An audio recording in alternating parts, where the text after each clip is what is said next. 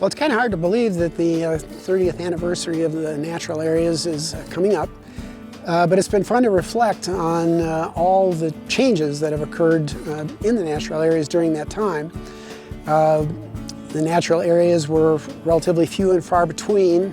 Finally, we now have this really amazing interconnected green belt of natural areas, which allows both nature to thrive and people to thrive along with them and understand how they interconnect. Yeah, my role with the natural area programs has been twofold. Originally it was called the Master Naturalist, and that has evolved now to Volunteer Naturalist. But the goal was to educate people who had an interest in nature so that they could create programs or at least volunteer to talk about programs. And that all interested me as being a former teacher and a biologist and so on. Fortunately, later on, they needed some visual signage to go with the natural areas.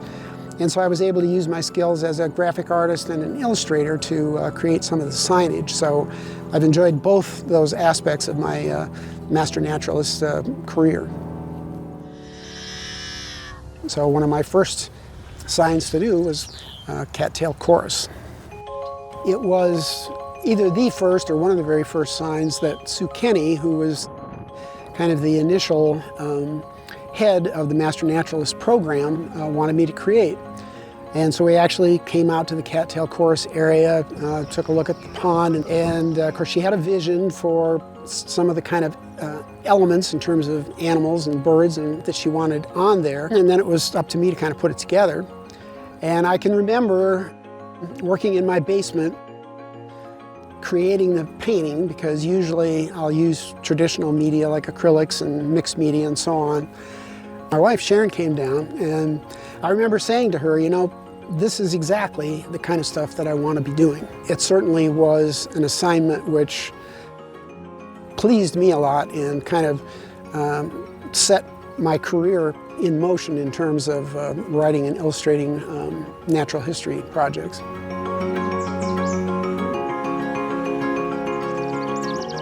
One of the things that inspires me in looking at things in nature is to take a peek at things which maybe everybody doesn't take a peek at. And so when I'm looking to create a sign, I like to take an unusual perspective or maybe show the animal doing something that is a little bit unexpected or dramatic in some way, so that that'll come through in the sign.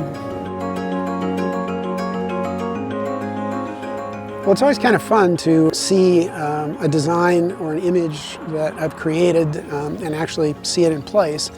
And for a great many of the signs, I get a chance to see a lot of them. For others, I may not come across them until weeks or months later.